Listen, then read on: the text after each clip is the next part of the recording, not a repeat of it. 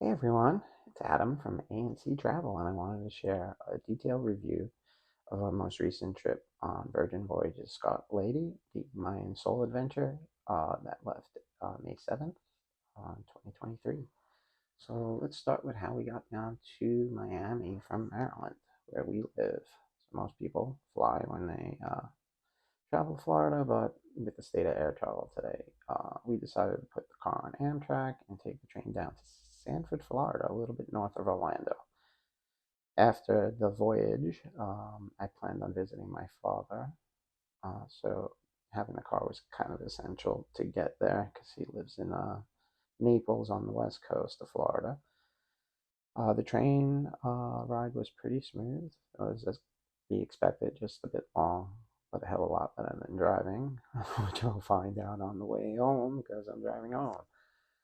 16 hours later, we were in Florida, and then another 3 hour drive to Miami. We spent the night in Miami Beach and got the party started early. Yeah, because it was my birthday. I forgot to add that. May 5th is my birthday. Cinco de Mayo. Yes, an entire nation celebrates my birth.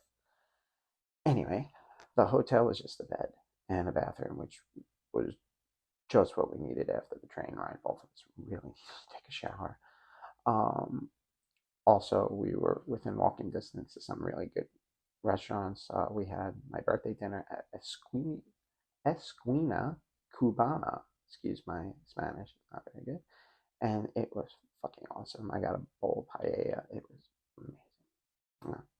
And the next morning, before heading to the boat, we had brunch at Limonada Bar, which was a great way to start the day. So now let's talk about the embarkation process. Getting to the port from our hotel, which wasn't very far, mind you, took about 45 minutes with all the traffic. Once we dropped parked the car, we made our way to Terminal V, dropped off the luggage, and went to a Virgin rep to find out about the embarkation process because we purchased the Splash and Romance package.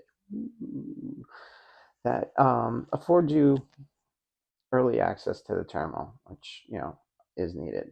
Now, I must let you know that I am physically limited by severe spinal problems, which necessitate me to wear a post-surgical back brace as well as walk with a cane. So we went to one of the customer service reps. His name was Terry. Yes, Terry, I'm putting you on blast, my friend, and asked about accessing the terminal early. This is where the problems started. A very irritating point. Without even looking at me, Terry tells me to go wait and we will be called. You know, I'm handicapped. Don't just look at me. You know, don't dismiss me like I'm just not there. I asked about getting a seat since I am visibly handicapped and struggling with my luggage, and he was like, go sit somewhere. And that's when I started to get pissed. I was visibly angry. And, he is a customer service agent. His job is to service the customer. You know, um, in fact, most of the employees at Terminal V need to be retrained on how to work with people who are handicapped and are not in a wheelchair. Uh, I was lucky. Another gentleman that worked there found me a seat. He saw how upset I was getting, and he was able to find me a seat, and I was able to sit down for about 30 minutes. After that 30 minutes, we were told to get up and we would be able to access the terminal because of our Splash of Romance package. So we get up and we go into the terminal only to be queued into a line and have to wait for 45 minutes. Now, again, I struggle with spinal pain, so it's a given that I was suffering, but all the able bodied people who were suffering, yeah, so you could just by that, if able bodied people standing in line for 45 minutes are uncomfortable, just imagine how uncomfortable I was. It was like we were cattle, you know, pinned up for the slaughter. It was fucking ridiculous. We finally get to go upstairs, only for me to be continually blown off by staff when, I ask for any assistance. the one person to show me the slightest bit of kindness was a TSA agent, and the man, the man manning the metal detector. I wish I got his name. He saw that I was struggling, especially since I put my cane through the metal detector. The man actually walked through the metal detector, grabbed my hand, and walked me through. I cannot thank him enough. He he made my vacation start off very well. Not the terminal staff, but the TSA staff. The other person who showed the slightest bit of kindness was a woman who worked for the Virgin Voyages. Uh, she was actually the initial person we asked about the Splash and Romance package. She saw that I was walking towards the queued line, opened the ribbon to let me kind of get in. So just again, a little kindness goes a long way, especially for someone like me who is handicapped. So once on board, I vented to Carol and said I was leaving all shore nonsense on shore, so let's start the birthday bash. And I did. And that is a very great way to start your cruise. Not just my cruise, your cruise as well. Any difficulties, any bullshit you run into on shore, leave it on shore. Because once you get on board, it's party time. I set up a camera on our balcony and we got a great time lapse of the ship leaving the dock in Miami. I'm going to link the video below in the comment section. Um, Night one, we went to Gung Bay and the Korean restaurant on board. If you're a couple like Carol and I, you have to sit with two other couples. Normally, I am not okay with that, but this turned out to be extremely fun. The people we sat with were great. We had a great time with them.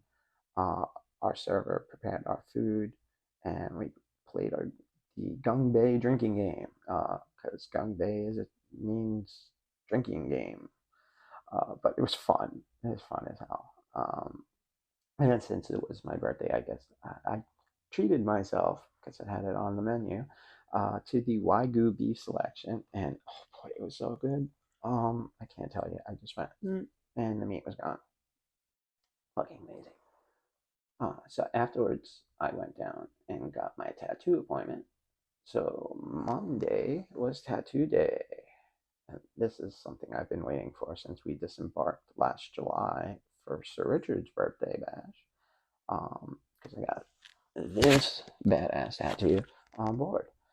Um, like I said, that the day before, on our first night after dinner, I ran down to the tattoo shop, Squid Ink, on board, and made my appointment.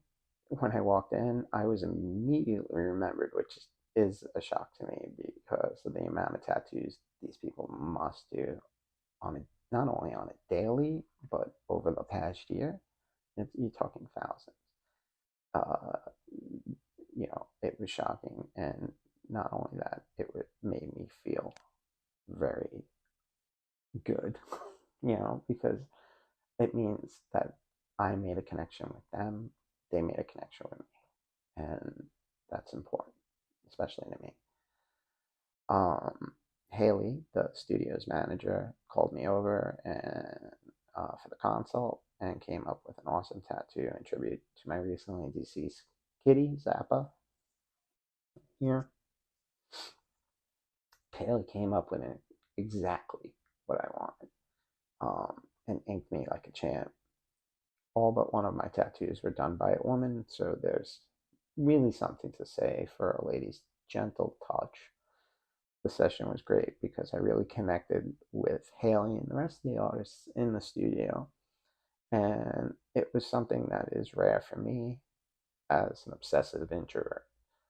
Other than the proof that my tattoos look great, all the artists there are just wonderful people, as well as very talented artists. And Haley, honestly, you are the best of them all.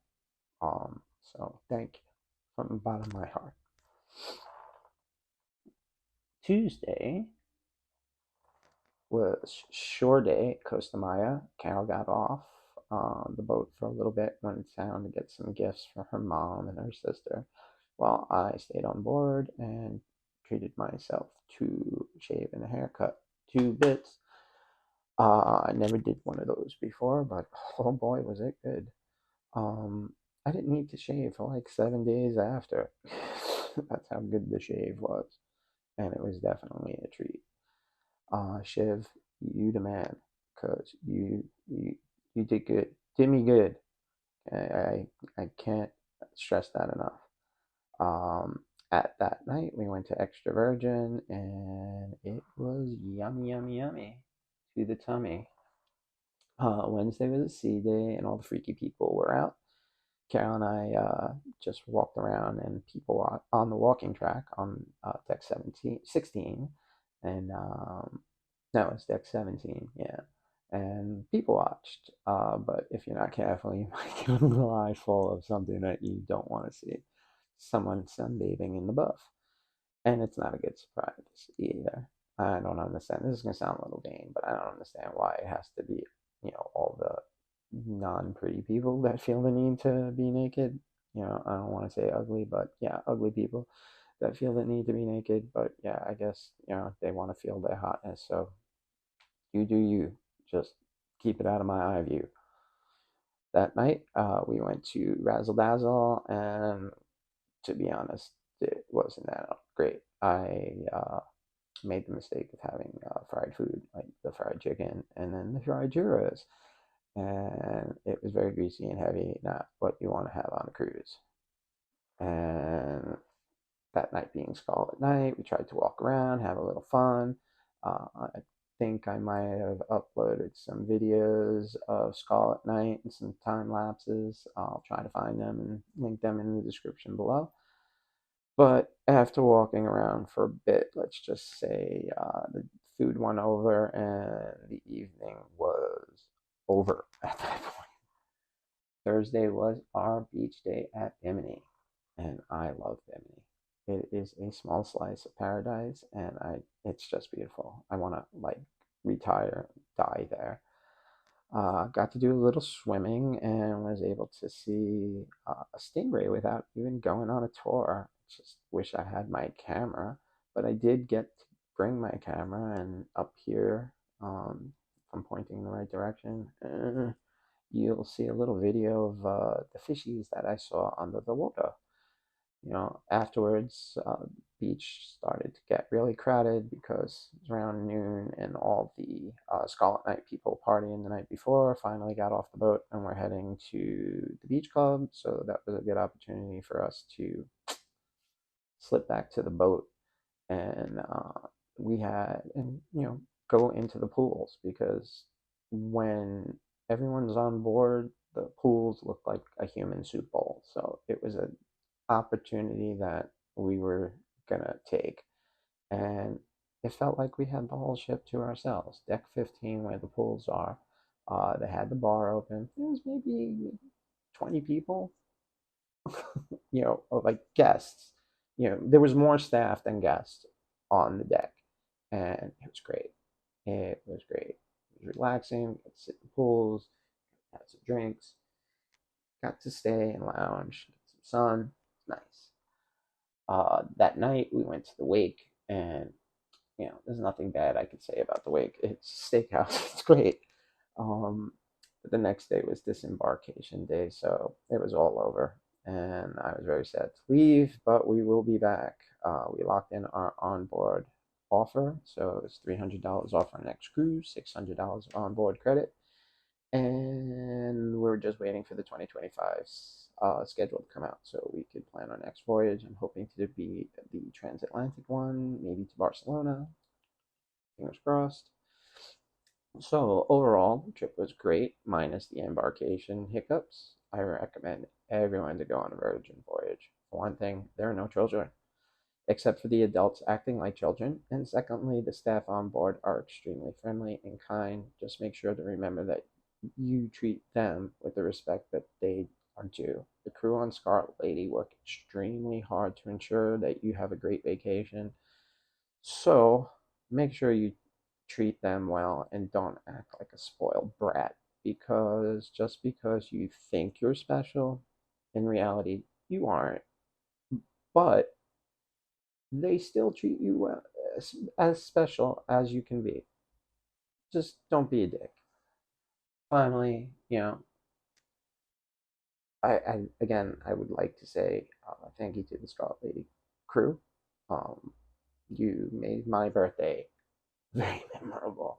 Haley, you are a champion of the tattoo world. Squid Ink is the studio where I'll be getting all of my tattoos coming up. And yeah, I look forward to seeing you guys again. And I hope you all enjoyed this video, and please hit that subscribe button below to be informed on other travel videos that come from ANC Travel. And remember to hit that like button for the YouTube algorithm. And I look forward to seeing you all in the next video. It's going to be a review of my MSC Seaside trip, which comes up in a couple of days. So I'll see you all soon. Bye.